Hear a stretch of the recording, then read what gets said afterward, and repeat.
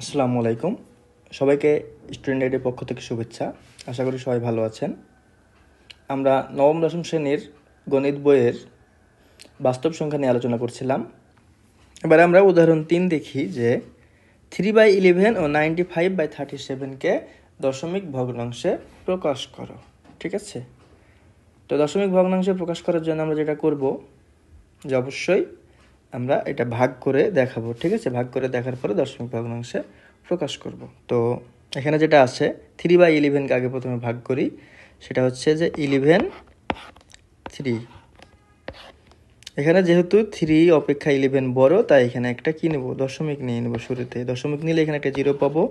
এখন যদি ভাগ করি তাহলে 2, 11 2 22, এখানে আসে 8, আবার একটা শূন্য নিব, তাহলে 7 11 77, 7 77, এখানে নামলো 3, আবার একটা শূন্য নিব, 11 2 22, এবার আসে 8 আর একটা শূন্য নিব, 7 11 77, ঠিক আছে, আবার 3, আবার এখানে শূন্য নিলে আবার 2 পাবো। ঠিক আছে, তার মানে কি 3/11 করে আমরা কি পাচ্ছি, 3/11 সমান 0.2727, এভাবে আসতেই থাকছে।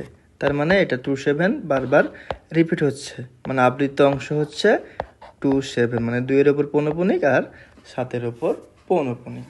ঠিক আছে, এবার আমরা আরেকটা অংশ 95/37 ভাগ করি, যে এখানে 37 95, এখানে 95 37 অপেক্ষা বড়, 2 দিয়ে যাই, তাহলে 2 দিয়ে 37 2 74 74, তাহলে এখানে থাকে 1 আর এখানে নামে 2 21, তারপরে এখন আর 21 37 অপেক্ষা ছোট, তাই দশমিক নিব, শূন্য নিব, তারপরে এটা 5 দিয়ে ভাগ যায়, তাহলে 5 7 35-এর 5, হাতে থাকে 3 3 5 15 18 185, তাহলে এখানে থাকে কত 5, এখানে থাকে এক ধার নিলে 2 25 থাকে।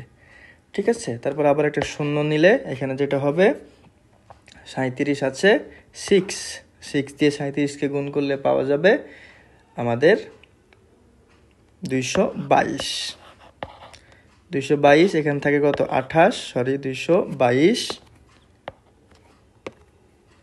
222, এখানে থাকে 28, আবার এখানে আসে কত, একটা শূন্য নিলে বা 7 দিয়ে যাবে, 7 37 হচ্ছে 259। ঠিক আছে, এবার নামে এখানে 21, আবার একটা শূন্য নিলে আবার 210, আবার 5 দিয়ে যাই 185। ঠিক আছে, এখানে নামে কত 25, আবার 6 দিয়ে যাই, আবার এখানে কত নামে 222, আবার 28 নামে, শূন্য নিলে এখানে আবার 7 দিয়ে যাই, 7 37 কত 259, 5